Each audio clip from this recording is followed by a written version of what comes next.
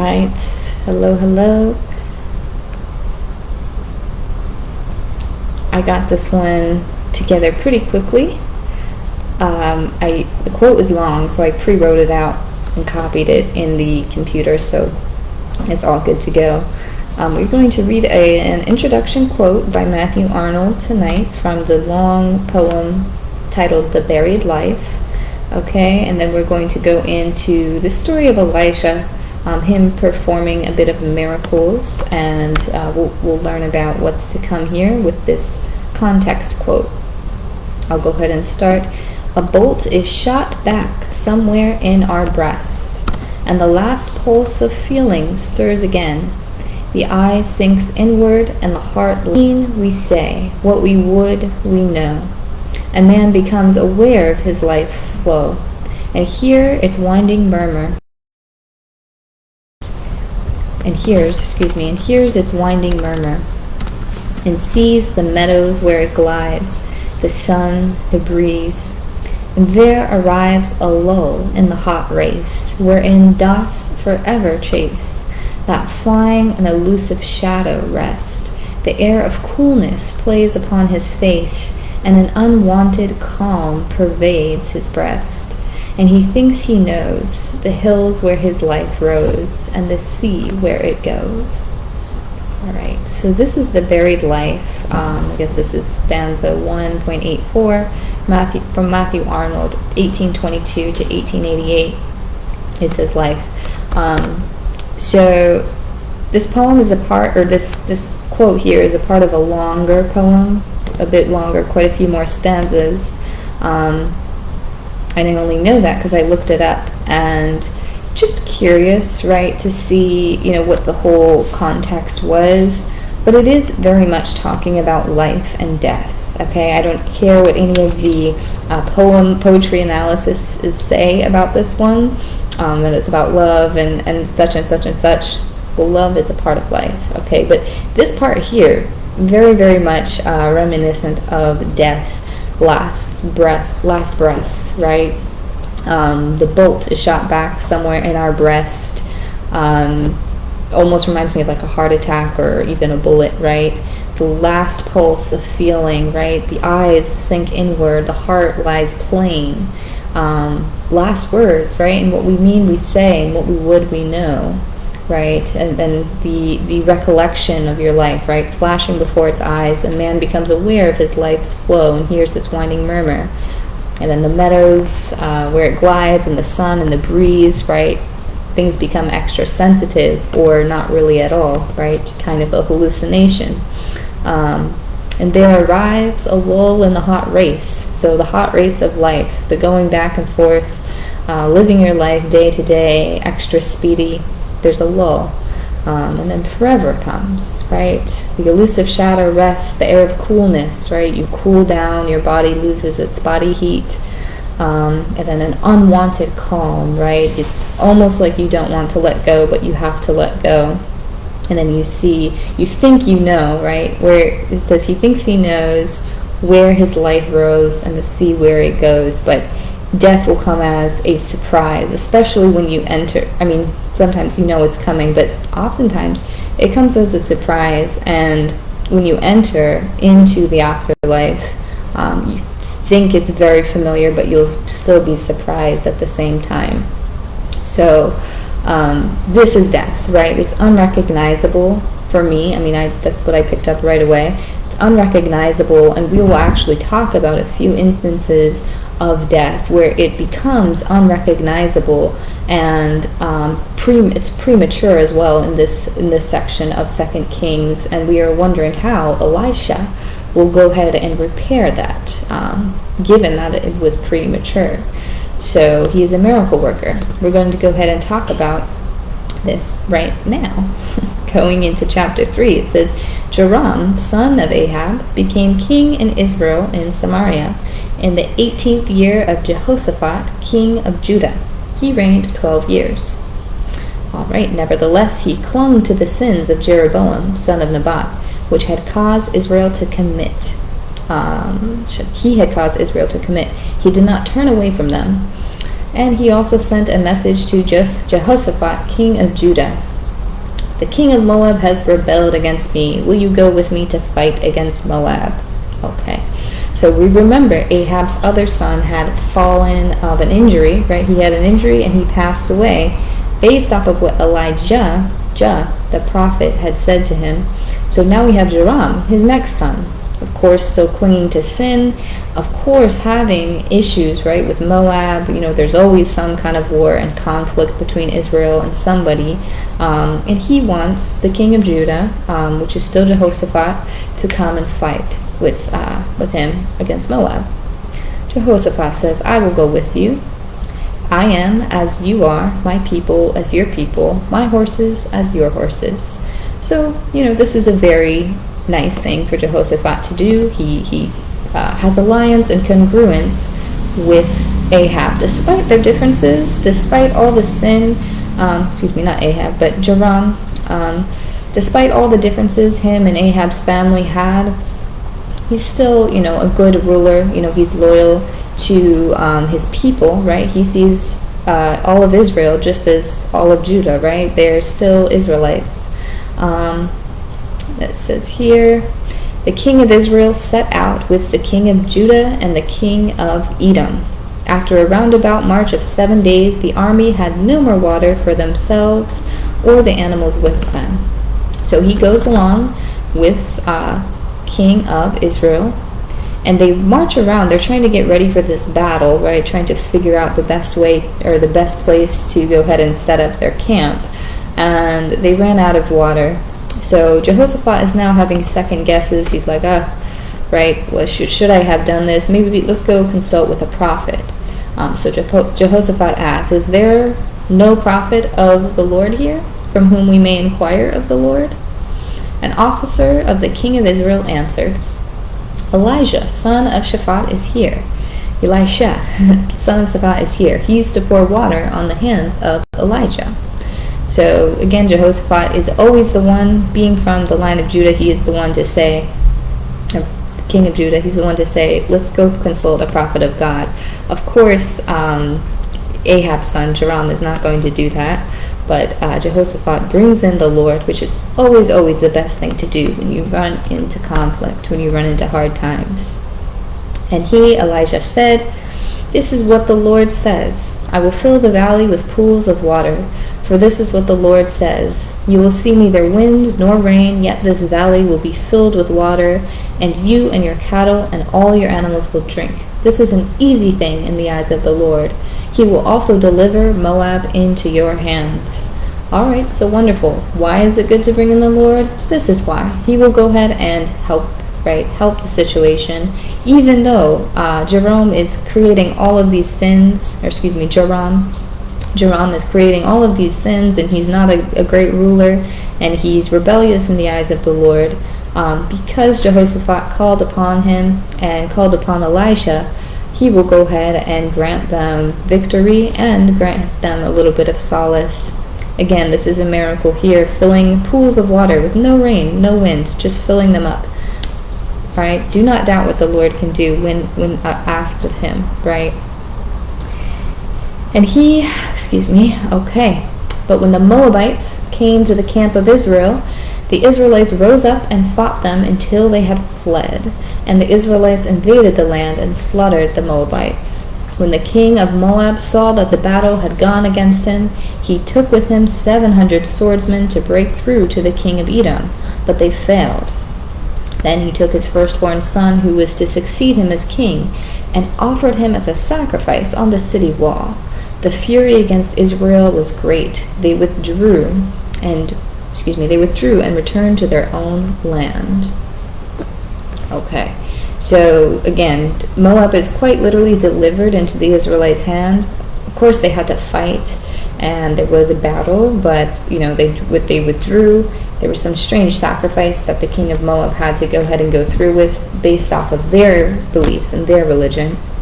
So interesting. Okay, so that's kind of the end of that section here. We're going to talk more about Elisha at this time. It says, the wife of a man from the company of prophets cried out to Elisha, your servant, my husband, is dead, and you know that he revered the Lord. But now his creditor is coming to take my 2 boys as his slaves. All right, Elijah says, go around and ask from your neighbors for empty jars. Do not just ask for a few. Sorry, guys. Okay. Then go inside and shut the door behind you and your sons. Pour oil into all of the jars. As each jar is filled up, put it to the side. Put it to one side. Okay, so this is a miracle. She had 1 single jar of olive oil. That's the only thing that she had. That was her only belongings that she had available. So he says, go collect a bunch of jars and just start pouring the oil. She pours and pours and pours and pours until everything is full, right? It says here, when all the jars were full, she says to her son, bring me another one. But he replied, there is not a jar left. Then the oil stopped flowing. She went and told the man of God, Elisha. He said, go and sell the oil and pay your debts. You and your son can live off what is next. All right, so this is a beautiful section on neighborly help. First of all, to be able to supply so many jars that she can actually satisfy her debt, and she has some left over to go ahead and survive off of and live and sell or do what have you. Again, this is another example of the Lord's generosity, right? Generosity, mercy, right? He will supply you with more than you could ever imagine and more that you think you need when things seem quite impossible. Like this is surely a miracle, just about the sheer fact of impossibility. And this does remind us of the miracles of Jesus, right? The first one was kind of like Moses, right? Because he dealt a lot with the water. This one reminds me of just the wedding in Canaan, right? With the wine. Excuse me. But again, just the miraculousness of it just stands out as a really beautiful section. But yeah, beautiful miracle. Elisha's doing a great job at facilitating these, right? He has a lot of wisdom, and he knows. He's completely channeled and connected with God. So and with the other prophet, Elijah. Speaking of which, I just need to make sure I'm spelling the correct one here. Anyway, so he's very quick in saying what he needs to say and telling and giving orders and things like that. He doesn't need to pray and consult for long periods of time. He can just say and it's done. So much like Jesus, he's very just connected and the flow is there. He knows exactly what to do without any doubts, which is a beautiful thing. This is, of course, after watching Prophet Elijah for some time do the same thing in the same manner of ways. Let's go ahead and go on to this miracle here. One day, Elisha went to Shunem, and a well-to-do woman was there who urged him to stay for a meal. So whenever he came by, he stopped there to eat. And then, essentially, this woman says that he can stay there for a period, right, while he goes about and does his business in this area. So he's asking, what can be done for her? Elisha asked. Gehazi, his servant, said, she has no son and her husband is old. So he's looking to repay her in some way. And so he goes ahead, talks to her, and tells her, oh, you're going to have a child, right? And there's a little bit of conversation that goes on, but we're going to just jump to line 17. It says, but the woman became pregnant. And then the next year, about the same time, she gave birth to a son, just as Elijah had told her. So, of course, she was confused. And again, this is an immaculate conception. I feel as though, some people would think, oh, well, Elijah was living with her. Was there some kind of relation that happened between him and this woman for her to go ahead and give birth and become pregnant? And because people like to categorize Mary's immaculate conception either as not happened at all, or the only one, right? If there's one side or the other that people tend to take, it either didn't really happen, or like that was just the one time, the most amazing example, and that's the only time that happened. It says here that this did happen here. It was an immaculate conception. It was a pregnancy conceived by the Spirit. If it were to say that Elijah had slept with her, I think it would say. The Bible does not tend to sugarcoat things, right? We talk about a lot of violent things. We talk a lot about about a lot of scandalous things, right? We heard about King David and his adultery, right? We hear about, quite a lot. We know when there's instances of unnatural behavior. The Bible doesn't tend to leave things out. So if something happened, it would probably be clear that it did happen. It's not right to go ahead and just place like an assumption like, oh, this didn't happen as a miracle. This probably is how it happened. To be quite honest, if it says it, I think we should go with the fact that this happened in a miraculous way. I think it's a much better way and a much more clear way to just go ahead and understand the power of the Lord and the fact that if he can fill however many 100 jars of oil with 1 jar of oil, then he can also give somebody else an immaculate conception, birth of the Spirit. So she has this son, okay? Immaculate. This is one of the first examples of an immaculate conception. Besides besides Elizabeth, right? Abraham and Sarah, right? She was very old when she had her kids, but that was through natural. Never mind. Yeah, that was through natural. You know what I'm trying to say? Real sex. Okay. But anyways, this was immaculate. So this is often not talked about as being immaculate, but it is an immaculate conception. And it gets better too, just wait. Anyways, the woman became pregnant, and about a year at that same time, she gave birth to a son, just as Elijah had told her. Although, thinking about it now, it's possible that she could have had relations with her husband, but it didn't say that either. So we're just going to go along with this here, all right? It says, the child grew, and one day he went out to his father, who was with the reapers. Okay. So maybe I spoke too soon, thinking that it is immaculate, right? The father is still around, so they probably just went ahead and did the deed, and that's how that happened. Okay, all right. The child grew, and one day he went to his father, who was with the reapers. He said to his father, my head, my head. After the servant had lifted him up and carried him to his mother, the boy sat on her lap until noon, and then he died. Okay, so this was a standard example of heat stroke.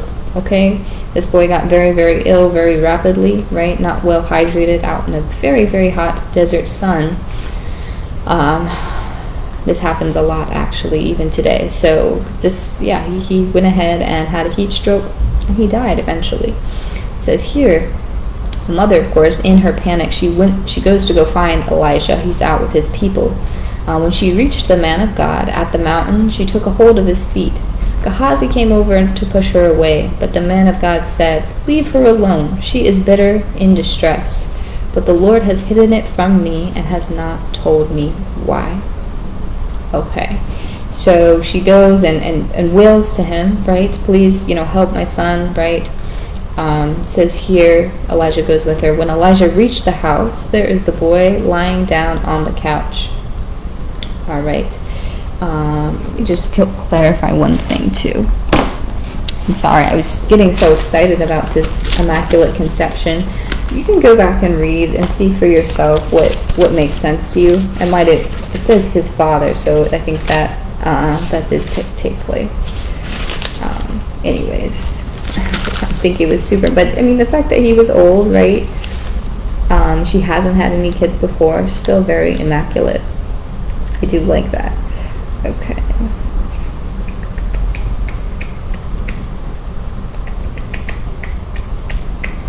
Excuse me.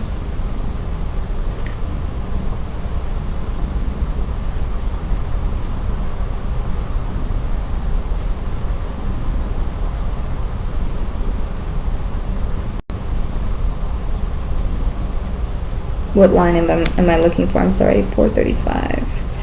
435. Nope, 432. There's a boy lying dead on the couch. Okay, that's what I thought, because this is the whole point. There is the boy lying dead on the couch. It doesn't say that he is in a coma, right? Even though they might not be aware of the sense that comas can happen, right? If your heart stops, your heart stops. Especially after, he was in his mother's arm for quite mother's arms for quite some time after the stroke. They didn't know how to repair that. Then, the death comes. So it says, when Elijah reached the house, there's the boy lying dead on the couch. Elijah turned away and walked back and forth in the room. Then he got on the bed and stretched out on him once more. And so I let out a few lines here where it actually talks about him going and praying to the Lord, right? This is one of those instances where he needs to consult with the Lord to go ahead and figure out what is the best way to go about this, right? This is this woman's only son. He feels terrible. He tells her, right, you're going to have this miraculous son. So he's very prized, this boy, and he's very held up on a pedestal, very much held up on a pedestal.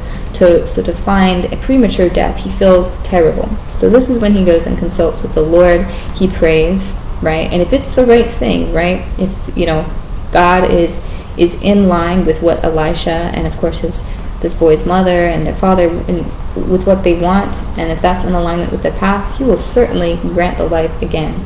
Another great example of resurrection, okay? So anyways, he consults with the Lord. He kind of goes back and forth. He's trying different things. He's doing this weird thing. It's just kind of weird, but imagine like taking somebody's other wrist, and kind of pulling them and stretching them, kind of like a back stretch, and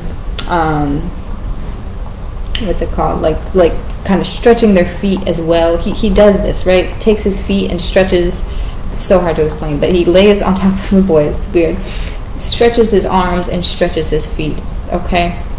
And it's almost as if that kind of like jump starts something. But of course, this is after consulting with the Lord and knowing, what to do, right? How would you know, what exactly to do to make this work and to literally bring this boy back to life after he's been dead for some time? Because mind you, after he died, they laid him out. The mother went all the way up to the mountain, pleaded with Elisha, and there was a lot of time in between for a lot to go wrong, right? A lot of events to take place. Anyways, I'm kind of rambling on and on. It says here, the boy sneezed 7 times and opened his eyes. She came in, fell at Elisha's feet, and bowed to the ground. Then she took her son and went out. So, boom. Just like that, resurrection, per the grace of the Lord, per the grace of Elisha's diligence and him able to listen to the Lord. He performed some great miracles right here. And again, the quote, how it relates, right? Life and death, right?